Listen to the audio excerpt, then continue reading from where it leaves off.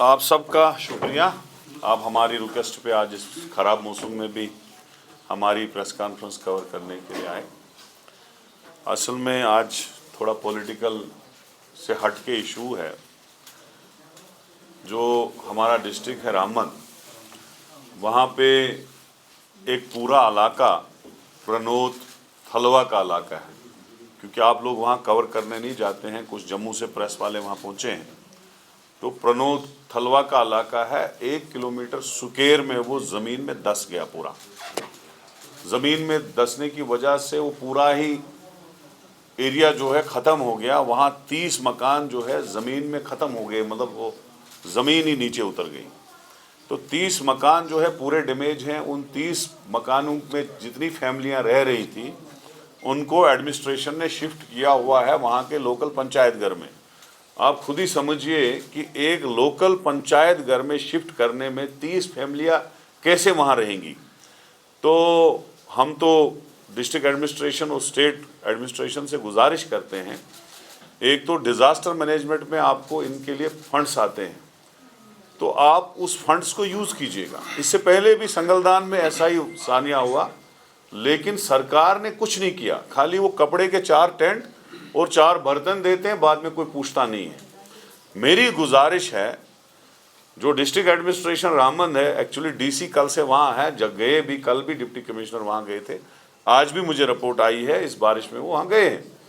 लेकिन district administration state administration से request करके एक तो उनको किसी दूसरी जगह शिफ्ट करें। एक पंचायत घर में 30 फैमिलियाँ कैसे रहेंगी, किसी दूसरी जगह शिफ्ट करें अच्छी जगह पे, और इमीडिएटली उनके लिए स्टेट ज़मीन, आपके पास स्टेट लैंड अवेलेबल है जो आपने लोगों से छीनी है, उसमें से किसी ना किसी जगह उनको जगह दीजिए। अब तो वो जगह रहने वाली हुई नहीं, रही नहीं है, तो उनको ज़मीन दे के मकान बनाने के लिए पैसे दें।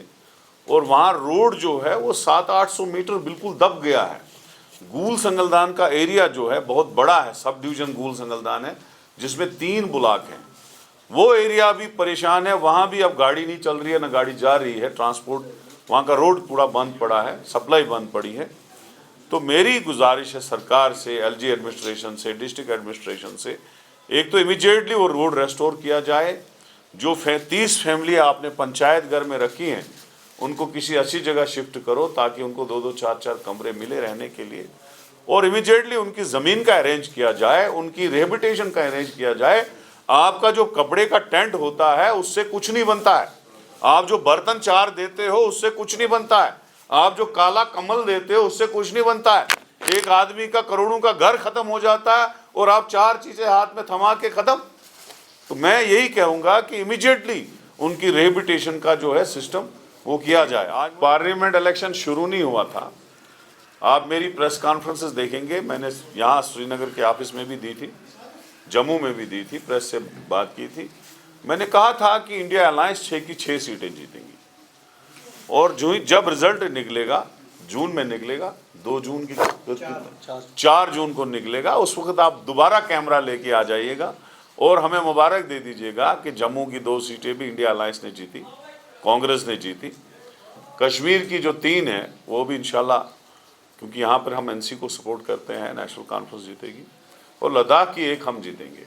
मुझे पूरा यकीन है, क्योंकि मैंने लोगों का पढ़ लिया था सिस्टम। लोग बहुत परेशान हैं, स्मार्ट मीटरों से परेशान है, बेरोज़गारी से परेशान है, जो डेमोक्रेटिक सिस्टम यहाँ पे सस्पेंड कर दिया गया है, ख़त्म कर दिया गया है, उससे लोग परेशान हैं, हर चीज़ से परेशान हैं। लोग अंदर से बहुत दुखी हैं, मुलाजिम दुखी हैं, पढ़े लिखे नौजवान दुखी हैं। हमारी बहनें जो पढ़ी लिखी हैं, जिन्होंने एमएड बीएड किया है, 2012 में टीचर पोस्ट निकली है, आज तब से 12 साल हो गए। अगर किसी 30 साल की उम्र में किसी ने उस वक्त एमएड किया हो, बीएड किया हो, आज वो 42 साल की लड़की होगी, ओवरेज होगी, उसका जो वो डिग्री है वो डस्टबिन में चली गई।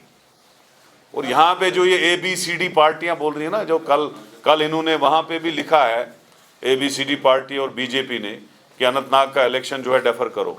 उसमें आपने देखा पीपुल्स कॉन्फ्रेंस का साइन है, अल्ताफ बुखारी साहब की अपनी पार्टी का साइन है, गुलाम नबी आज़ाद जो अपने आप को बड़ा साफ सुथरा बोलता है, उसका जो एडवोकेट सलीम पड़े साहब कैंडिडेट है अनंतनाग से, उसका साइन है।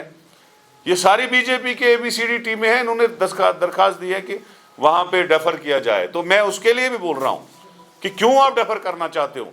क्या चिनाब वैली में मड़वा दर्शन में गाड़ी जाती थी? आपने वो रोजू में इलेक्शन करवाया, इतनी परेशानी लाए। एक तो रोजा था, दूसरा कंपेन करना पड़ता था हमको। तो ये सारी चीजें जो है सारी मैनेज हो रही है। लेकिन मैं आपको क्लियर बताऊंगा, ये जो ABCD टीमें है ना, बीजेपी यहां नहीं ना लड़ रही है, कश्मीर के लोग इन पे गुस्सा निकालेंगे, ऐसा निकालेंगे ना कि ये इलेक्शन लड़ने के लायक नहीं रहेंगे। ये मैं आपको वो सूख से कहता हूं।